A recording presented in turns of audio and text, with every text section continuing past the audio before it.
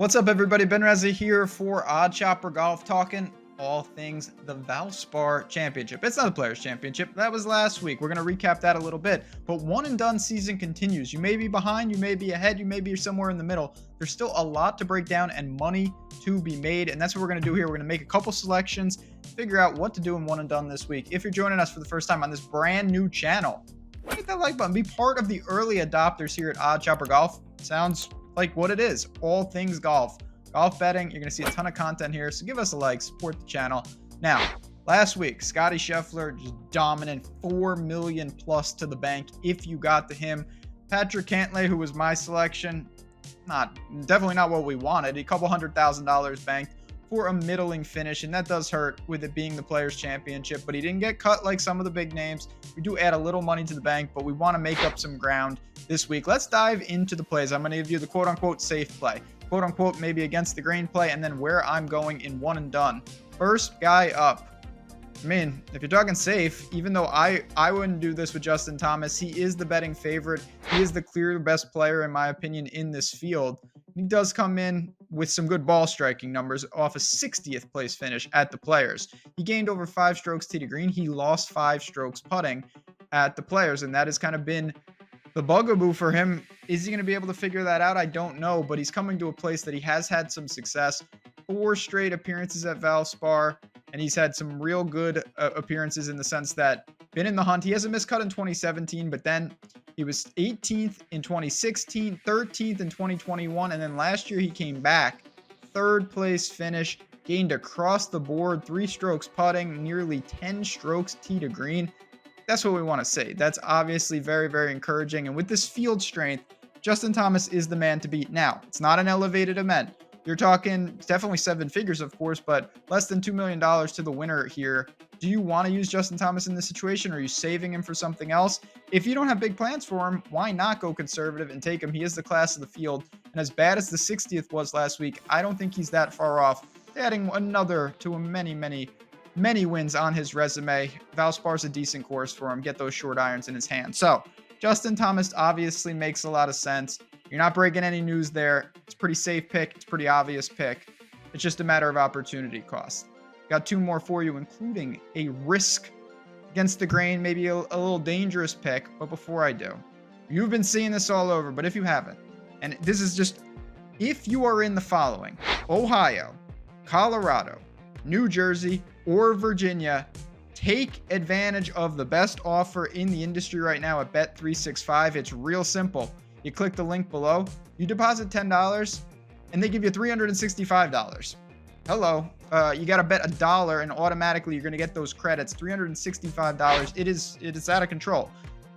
If I was in those states, I obviously would have already done it. I'm not in New York, unfortunately. But for anyone in those 4 states, take advantage of what Bet365 has. If you are not in one of those states, like me and like a lot of people, you can still go to the links and get your deals for your specific states. There's still a lot going on all the other books, but I did want to give a special shout out to Bet365. Now, where do we go? Say you want to make a splash here. You want to be a little different. This is the type of tournament you can do just that. And I'm going to take Justin Suh as a name. Again, it's not crazy off the wall. This guy's in the mid-30s to win this tournament. Has he ever won a tournament? No. Is he an up-and-coming player? Absolutely. He got on the tour. He struggled. He went to the Korn Ferry Tour. He's back, and he's playing really good golf. 5th at Honda, 24th at API, 6th place finish last week at the Players. He gained across the board. This is a really good putter, a guy that's tee to green game is coming around, and I just like the player. I think that he's poised to really do some work here on the PGA Tour. Now, things we don't love, he has not played at Valspar, so we don't really know how he'll like the course. But knowing what I know about him, I think it's a pretty good fit for him. You know, he can attack. He's got 5 par 3s to work on the 4 par 5s. He can get up and down. He can hole some putts. It's not predicated on distance, and that's what you really don't need here at Copperhead. So I look at Justin Suh as a name. I think it's very debatable whether you were ever going to use him in one and done. It's a very low opportunity cost. And this is the type of field I think we could see a first-time winner here. And a guy like Justin Suh is right in the wheelhouse of player, form, leverage, all the things that are really important for PGA one and done. He checks a lot of those boxes. So if you don't want to use a big name, if you'd rather use a guy that's maybe a little unknown that most people certainly have available and probably aren't going to use, take a look at Justin Suh this week. I expect him to be a popular DFS play. I think he could be a pretty sneaky one and done target, even if other people are noticing the form. So there you have it for Justin Suh. We've got 2 up. We've got 1 more to go. We've talked about JT. We've talked about Suh. Let's get to my pick. Also, if you have any questions on any of this, you can always find me on Twitter at JazzRazDFS. Happy to answer any questions, hang out, do what we do. And of course, here on the OddsShopper Golf channel. All right. Bet him in the outright market, as I always do. He's got a whopping 0 career wins. Is it going to change this week? Been saying that for a while. Tommy Fleetwood. Tommy Fleetwood for one and done. Come on now. You knew it was a matter of time. This is a guy that I just absolutely love. Talked about him on a lot of videos already for one and done. If you have him available. Of course, if you don't have him available, there's a million other pivots, and we talked about some of them. But for me, Tommy Fleetwood checks a ton of boxes. No, he is not broken through and won. He's still been good, and I still think he's been so close at API. So he came in 61st. That doesn't look good, but he lost 5 strokes putting. I loved him at the Players. He gained 5 strokes on the approach. He was flat with the putter, and he came in 27th. He was not good at waste management, but other than that, he's cashed every single check that you have asked him to on tour, dating back to June of last year at the US Open. I mean, the guy, he was top 5 at the PGA Championship. We know what Fleetwood possesses. I think this is a real good course for him. He can get those irons in his hands. Don't have to be aggressive off the tee. Just avoid the hazard. 16th last year, he gained across the board, and he gained nearly 4 strokes putting. I'm not going to say that that always is going to translate. It's not bad. It's not the worst thing to see. He seems to like these Bermuda greens.